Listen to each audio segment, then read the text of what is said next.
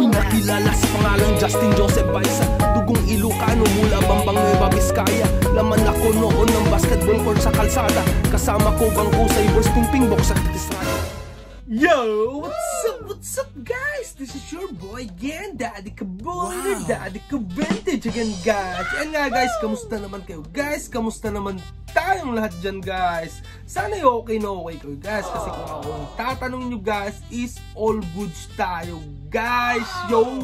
So guys, for today's vlog nga guys is meron akong i-share at i-flex sa inyo guys na isang items guys. Obviously guys, alam nyo na kung anong i-flex ko, ano nasa background natin. Yan o, Chicago Bulls. Chicago Bulls. At syempre guys, meron tayong mga bisita ngayon guys. Which is hindi naman tayo pinahiya. Madami nga lang sila guys, pero hindi ko na sila isa-isahin guys. Minsan ko na silang ipapakilala. Sila ang ang mga sombrero ko lang naman guys na collection ng Chicago. At ito guys, yung mga iba guys is hindi ko na sinama kasi hindi na kasya dito guys. At masikip na dito sa ating studio. Yun, may studio eh. Ingay naman ng phone ko guys. Studio, wait lang guys, i-silent ko lang guys. That's pretty good. Ayan. Kati studio. May studio pala tayo guys. Ayun, hindi pala guys. Itong pinagbablagan ko guys is sala lang namin guys. Sala lang. Bale, matalino lang tayo guys. Kaya nagagawa natin parang studio guys. Yun, para makapag-vlog tayo guys. Anyways guys, ayan nga guys.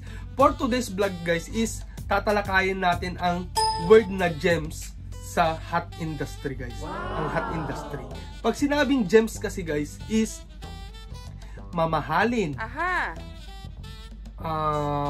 One of a kind design. At saka very rare guys, very rare. Yan yung sinabing gems. Yan.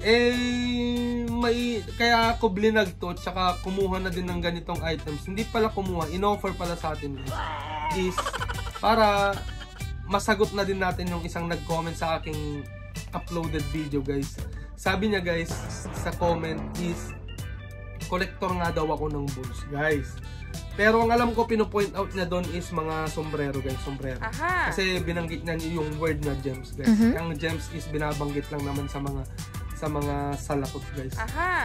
Sabi niya sa akin doon, collector nga daw ako ng Chicago Bulls pero wala naman daw akong gems guys. Oh no. Ito guys, hindi ko napapangalanan si Sir na nag-comment doon pero maraming salamat Sir at nabuhay yung vlog kong yun dahil sa comment mo yan. Is dito na lang kita sasagutin Sir. Let's go. Hindi na kita papangalanan Sir para sa iyong privacy at confidentiality na din. At saka yung comment mo na yun Sir is hindi ko minasama, which is tinake ko yun in a positive way. In a positive way Sir. Maraming salamat sa comment mo Sir yan. Ang tanging tugon ko lang naman dun kay Sir sa comment niyang yun, sa video kong yun is wala akong gems kasi nga napakasimple lang ng sagot ko guys. Hindi ko afford guys. Wala akong budget guys. Yan. Lalong-lalo na guys, pamilyadong tao tayo guys. Is alangan naman unahin ko pa yung mga ganyan guys. Gems.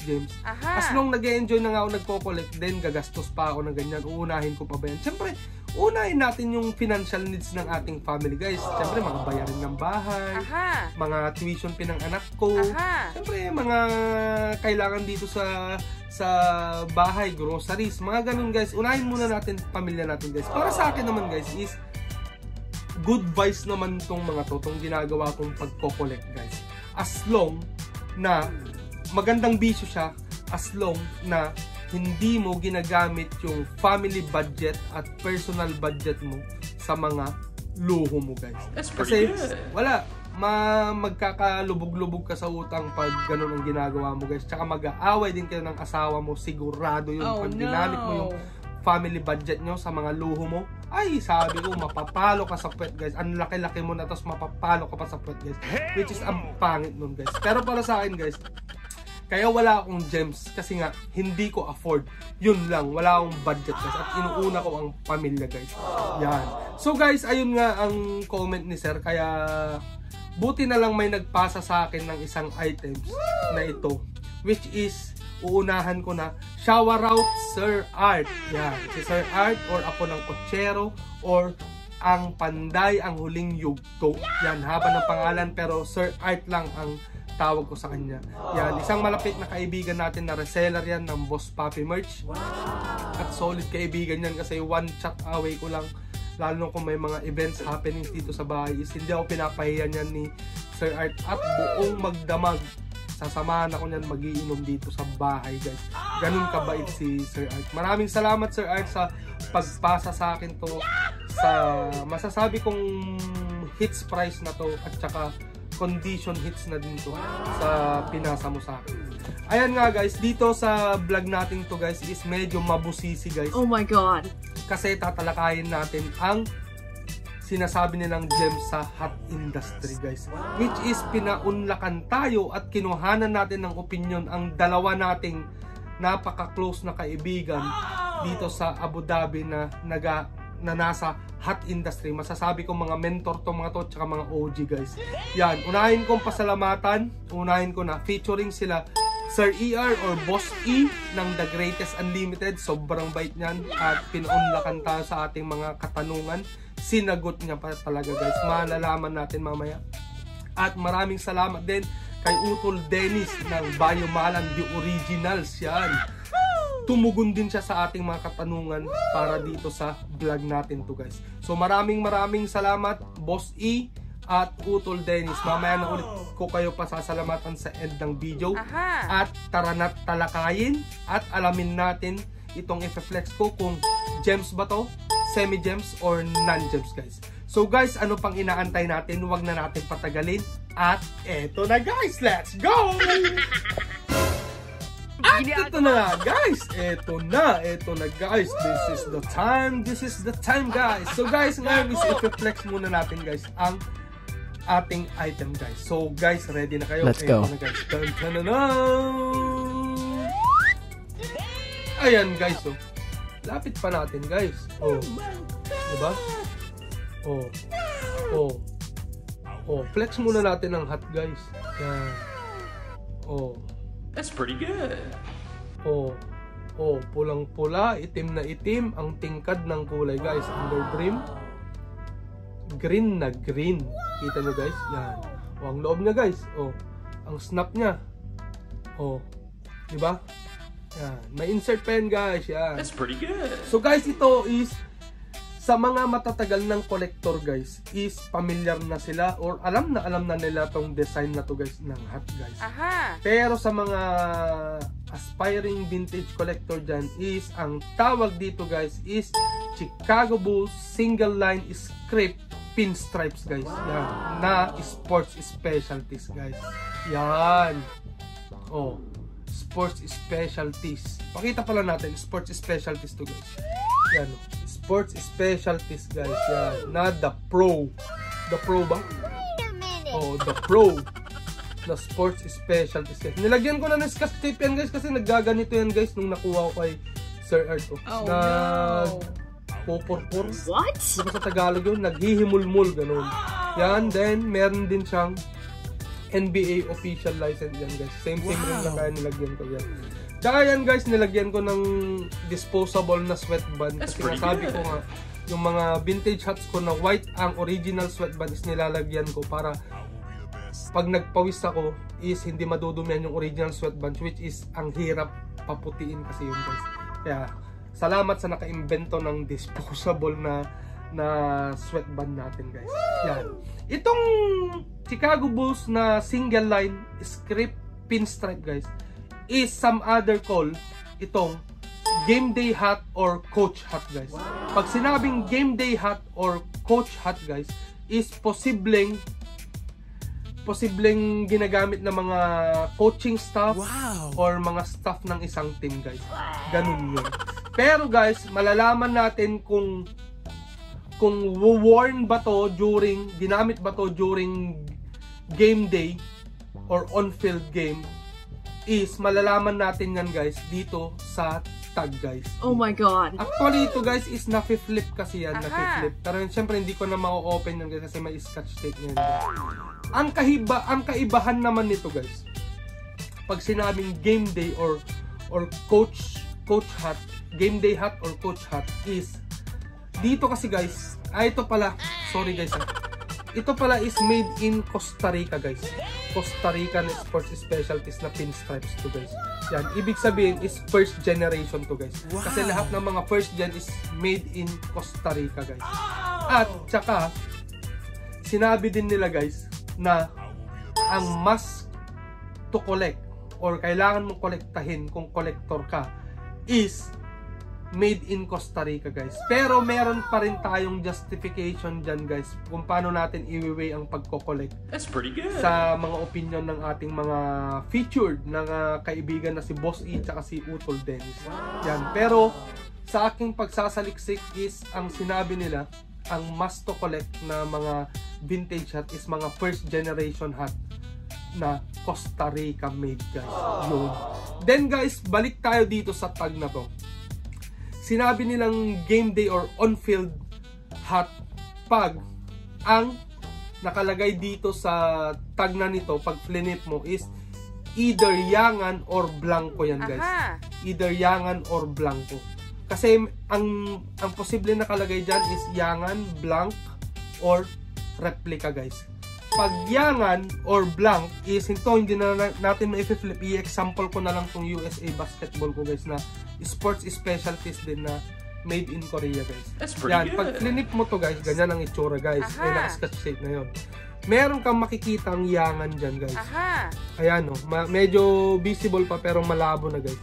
Pag merong yangan na ganyan or blanco, posible or malaking chance na ginamit ang hat during the game guys. Yun. While pag ang nakalagay naman dito guys is replica, ang ibig sabihin nun from the word itself na replica is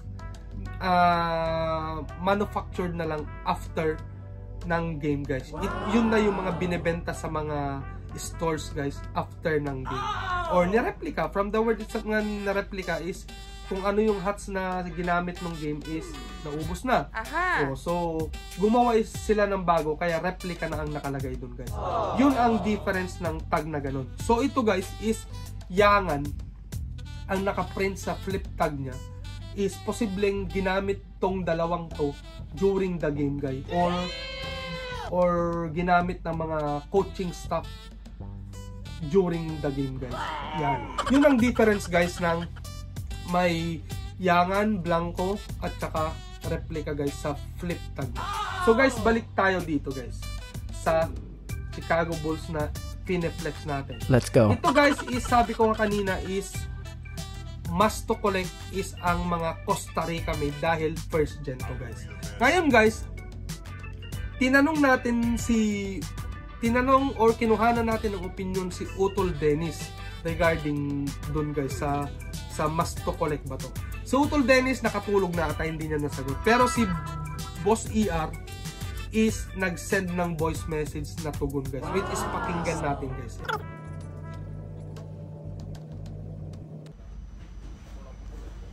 Actually matagal na yung ano na yan, yung Costa Rica, Korea na yan boss. Kasi mayroon naman mga Korea na maganda yung fitting, mayroon din Costa Rica na maganda yung fitting. So nasa sayo pa rin yan. Eh syempre yung Sri Lanka talaga, kakaiba talaga yan kasi yung Sri Lanka na yun. Kumbaga pagdating sa NBA na OG logo talaga, sila yung isa sa pinakamagandang fitting. Kaya nasasabi nila na i-collect mo, made in Sri Lanka. So ikaw pa rin yun boss. Kumbaga ikaw pa rin ang masusunod kung anong gusto mong gawin. Kung gusto mo nang buuin or gusto mo nang ganon. Kasi napakahirap din talaga buuin nung halimbawa gusto mo puro Costa Rica tapos gusto mo puro Korea. Medyo mahirap din yun syempre. Kagandahan lang talaga sa Costa Rica, syempre sila yung mga talagang kumbaga una-una kumpara sa Korea. Kumbaga sila yung mas kumbaga mas first gen kung tawagin. Hindi ko rin sure kung ano, pero para sa akin halos pare-parehas lang yan boss. Kumbaga end of the day kung gusto mong buuin talaga ng isang buong linya, ganoon din yun. At ayun nga guys, narinig natin si Boss E sa kanyang opinion. Kung tinanong ko kasi siya, Boss E, kwan ba? Tama ba na pag Costa Rica made is yun ba dapat ang kolektahin mo or buuin mo? Ang sagot nga is yun, narinig natin. So, himay-himayin natin yun guys. So, sabi ni Boss E nung una is depende sa tao yan guys. Tama din naman.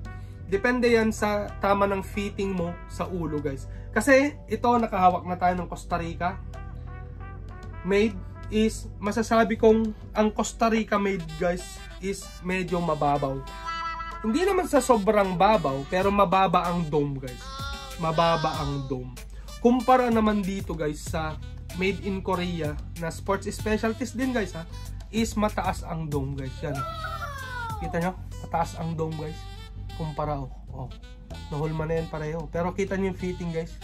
Ayan yung made in Korea guys. Ito yung Costa Rica guys. Tamang patong lang yan guys. Makikita nyo na yung differentiation guys. Wow. Ayan. Then, base din sa mga nahawakan kong hats na made in Sri Lanka, made in Bangladesh, is malalalim yung fitting ng mga yan guys. Malalalim yung mga fitting ng Sri Lanka at Bangladesh guys. At saka mataas din ang dome. Pero Costa Rica made lang talaga ang kakaiba sa kanila guys. Kasi nga mababa ang dome guys. Sri Lanka, Bangladesh, Korea is matataas ang dome guys. At sabi pa ni Boss E na narinig nyo naman is kung in comes naman sa design is ang the best is Sri Lanka. Lalo na sa mga OG logos. OG logos na design is Sri Lanka made ang the best. Pero sabi din ni Boss E is kung talagang Costa Rica ang must to collect is tama naman siya. Ang hirap naman kolektahin. For example, NBA team ang forte mo. Ang hirap naman maghanap guys na kolektahin mo lahat or kompletuhin mo lahat ng NBA teams na made in Costa Rica. Syempre madami ding bibihira ng mga Costa Rica at saka hindi naman agad-agad sila magbibitaw ng mga collection nila. Kaya ang hirap. So at the end of the day, sabi nga ni Boss E is nasa collector pa rin yun guys kung anong gusto niyang kolektahin. Pwedeng halo-halo, hindi lang iisang manufacturer na made in Costa Rica para lang masabi na vintage yung hawak mo. Kasi nga ang Costa Rica made is sila yung first generation na nag-manufacture ng sports specialties na hats guys. Yan. Pero at the end of the day nga is nasa collector yan guys kung anong trip mong fitting, kung anong trip mo na fitting ng sombrero na made in Korea. Para sa akin guys, Costa Rica is okay, pero mas okay para sa akin ang Korea, Bangladesh, at saka Sri Lanka. Kinuha ko lang to guys para masasabi kong meron din akong single line script na guys na Chicago Bulls. At siguro para sa akin is masasabi kong gems guys. Yan, papasok ngayon guys yung tanong na gems ba to or semi-gems or non-gems guys. Let's go. Yan, papasok dito. Tinanong ulit natin or kinuhanan ulit natin ng opinion ng ating dalawang kaibigan. Ulahin natin si Utol Dennis. Ang sagot ni Utol Dennis dyan is ito para sa kanya is semi-gems na lang guys. Semi-gems. Kino-consider niya lang as semi-gems. Bakit? Kasi common na daw sa mata ng mga tao. Which is madami na ding nagbebenta ng ganito guys. Nagbebenta ng ganito. So, para sa akin, medyo X na. Hindi na gems to guys. Pero, si Boss E is may mas malalim na opinion na posibleng maging gems, posibleng hindi maging gems. Tara, pakinggan ulit natin guys yung kanya. Yung voice message ni Boss E sa atin guys. Yan. Depende kasi yan boss sa tao. Kasi syempre kung ako tatanungin mo, syempre may mga nahawakan na akong makeup na malalakas Kumbaga para sa akin normal na siya kasi normal ko siyang nakikita. Pero kung tatanungin mo yung iba na bago pa lang at wala pang masyadong alam sa vintage, tas wala ring budget, syempre para sa kanila gem yan. So ayun lang yun, nasa sa tao yan kung paano mo i-accept yung gem. Actually yung gem sinasabi lang naman nila yan, kumbaga syempre kaya nga gem, sabihin ng gem di ba mahal, rare, tapos masakit sa mata, makating, ano yan, kaya sinasabi nilang gem, di ba?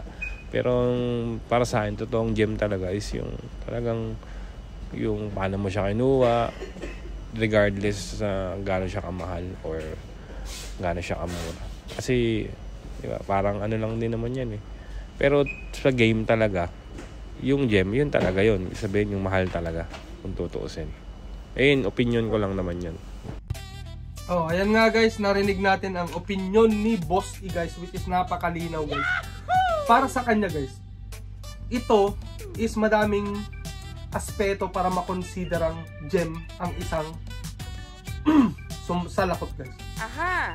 Kay Boss E, himayin natin, pwedeng maging gems to guys sa mga newbie guys. Sa mga newbie at saka sa mga madaming budget guys. Pero ito syempre hits is nakuha natin. So para sa akin siguro is para sa akin kasi depende naman daw sa tao yun. Para sa akin siguro is gems ko na to guys. Gems ko na to. Itong bulls na to. Pero gaya nga ng sabi ni Boss E is depende yan sa tao. Pag newbie, syempre hindi pa siya nakahawak ng ganitong hat or nakakita, nagkaroon, is masasabi niyang gems. Ganon din man ako guys nung una. Syempre wala man akong ganong design pa ng Chicago Bulls. Uy, masasabi kong favorite ko, gustong gusto ko to. Parang ganon. Ganon ang gusto niyang sabihin or palabasin. Pero base sa kanya, sa dami niya nang nahawakang mga sombrero, is ito is common na lang. Common na lang sa kanya to. At saka sabi din ni Boss E sa opinion niya is nasa tao naman yun guys kung masasabi niyang gems kung paano mo na hits or nakuha yun. For example, nag-ukay ka, yupi, nakita mo, tapos napaganda mo, uy, yun ang gems regardless sa presyo at saka sa team siguro at saka kung anong klaseng items yan guys. Basta pag sinabing gems is kung paano mo nakuha, then kung para sa'yo is gems yun, is depende sa tao yan. Para sa akin is gems to guys. Maraming salamat Boss E sa opinion mo. Ayan nga guys, then ito nga guys, proceed na tayo sa presyo kung magkano natin na hits to guys. Ito guys is para kila Utol Dennis. Bago ko sabihin muna yung presyo ko para mas makita natin kung pasok ba dun sa range nila guys. Ito, tinanong ko sila Utol Dennis tsaka Boss E is kung magkano na lang range ng Chicago Bulls S-line script na pinstripes guys. Kay Utol Dennis guys, ang sagot niya is noon sorry guys. Noon, nung mga matagal na 2 years ago ata, 3 years ago, nung nakuha niya daw yung ganito niya is nasa 900 dirhams guys. 900 dirhams, which is napakamahal. Posibleng gems na at that time kasi 900 dirhams guys eh. Pero yun, excellent condition lang, hindi yun brand new, 900. Aha. So paano pa pag brand new with hang tag is siguro mas mahal pa doon, mga 1.2, 1.3 ganun guys. Pero sa ngayon, sabi ng Utol Dennis is still na kung makakakuha ka ng 450. So sabi niya din, para sa akin, ang Chicago Bulls S-line script na pinstripes is nagre-range na lang from 450 to 800 dirhams. Depende sa condition, Utol, sabi niya. Which is tama din naman. May point naman si Utol Dennis doon. Kahit one of a kind yung design niya na parang ganito, pero yung condition naman is ang daming moth hole, daming punit, daming change stitching or loose stitch, is syempre hindi mo maprepresyohan ng sinabi niyang range na from 450 to 800 dirhams guys. Yan. So salamat Utol sa iyong opinion. Then dako naman tayo sa opinion ni Boss E guys kung magkano ba to sa market ngayon guys. Wait lang guys ha. Kahapon may nakita ako pistons, parang binibenta ng 3,000 pesos. Pero may issue na parang may loose stitch siya, parang ganun. Tapos yung bulls din, may nakikita rin ako sa Pilipinas, parang nasa 6K yata or Medyo mababa nga yung pinstripes eh. Pero depende pa rin yan sa klase ng pinstripes na Ako pa hindi na ako masyadong nagkakap eh. Bihira na ako magkap talaga eh. Ako na lang hawak. Bihira na rin ako bumili. Tsaka binibili ko ngayon yung mga hindi na lang nakikita ng madalas ng tao. Para medyo kakaiba. Ayan nga guys, narinig natin yung opinion ni Boss. Aha. Kasi talaga naman guys, sa Pilipinas is napaka-mura ng bentahan ng hats guys. Yan. Sabi niya, which is yung Detroit Pistons daw na pinstripes na S-line is binibenta lang ng 3,000 guys. Sabi niya magkano lang yung 3,000? 250 lang yun guys. Oh no! Then, nakita din siya ng Chicago Bulls dun daw guys, is worth 6,000 dirhams guys, which is 400, which is 6,000 pesos, which is 400 dirhams daw yun guys. And then, sabi nga ni Boss E sa atin guys, is depende pa rin yan sa condition guys. Depende sa condition yan. At saka depende sa team na pinstripes na bibilhin mo guys. Ayan. So sabi niya, so sa 400 guys is okay na okay yun guys. Kasi malalaman natin yan guys kung pasok ba talaga sa ating pagkakuhas dito sa ating masasabi kong gems para sa akin guys. Ayan guys, so alamin na muna natin at putulin ko muna dito guys at nauuhaw ako ng tubig guys. Inom muna tayo guys. Let's go! Ate na nga guys, we're back. The return of the comeback guys. Yan. So guys, narinig nyo na ang mga opinion ng ating mahal na kaibigan na si Boss E at saka si Utol Dennis Tolentino dito sa Chicago Bulls single line script na pinstripes. Ngayon naman guys, titignan natin kung pasok nga tong pagpasa. Sorry guys, ako naman ng tubig kasi dumidikit na yung bibig ko dun sa gilagid ko guys. Ito barang dry na. Ayan guys, titignan natin kung yung pinagpasa ni Sir Art is pasok dun sa range nila Sir ER tsaka ni Utol Dennis. Let's go. Ito guys is pinahits lang sa atin or pinasa lang sa atin ni Sir Art sa halagang 450 dirhams guys yan. Or in peso guys is nasa 6,700 pesos guys yan. So 450 dirhams. Sa opinion ni Utol Dennis is ranging from 450 to 800 dirhams depende sa condition.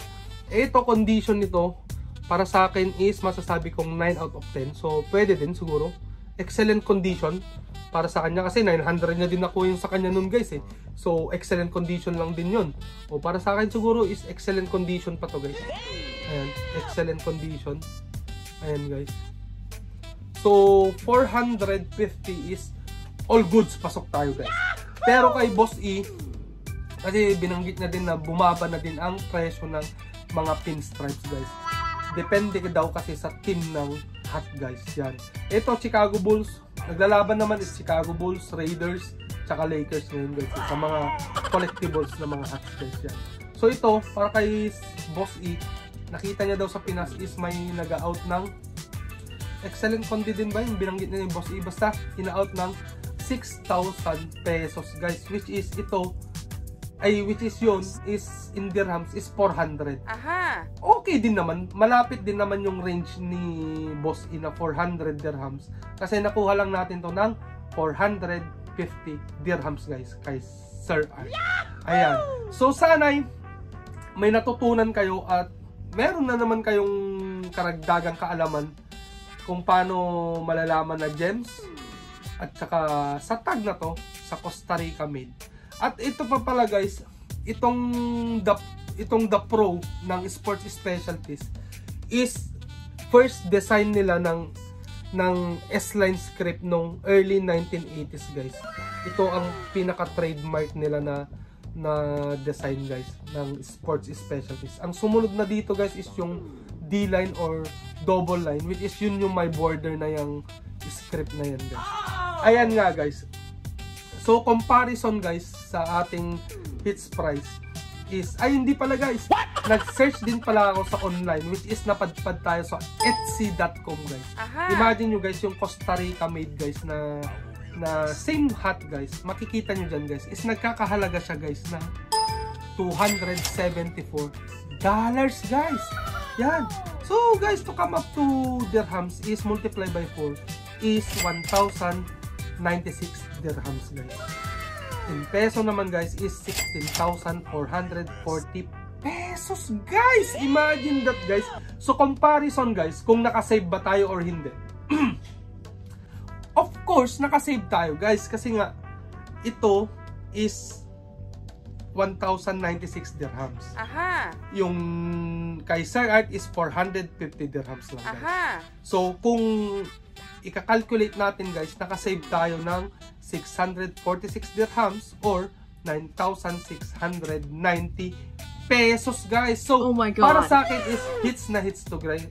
Hits na hits to, guys, tong pinasa ni Sir Art sa atin, guys. At para sa akin, as what Sir ER said, na wala yan sa tao, wala yan sa price. As long na na-appreciate mo yung items, tsaka nasa tao yan, kung i-consider niyang gems ang isang items na hawak niya, is para sa akin is gems to para sa akin, guys.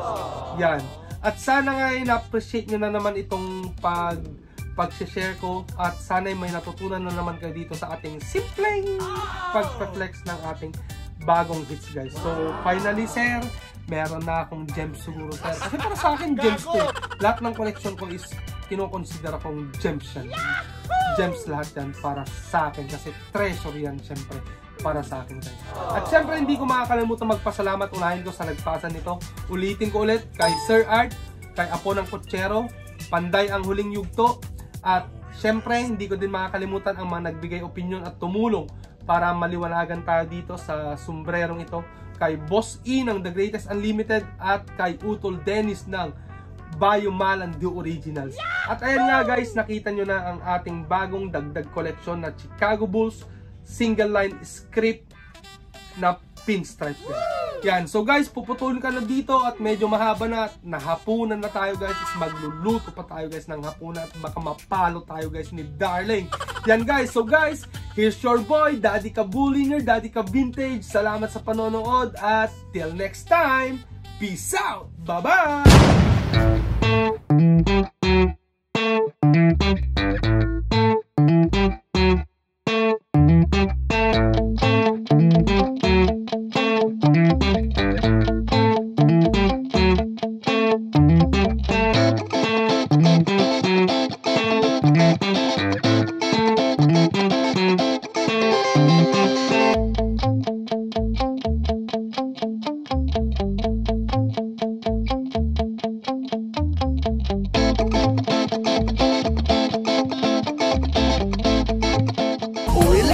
Baka naman ikay magtampo sa panahon, kasi ngayon okay sa pamawan. Bibiyang ko yung angas ko kahit saan, kayang-kayang dalhin. Pero yung pagkahangin mo mukhang inborn yan, mate.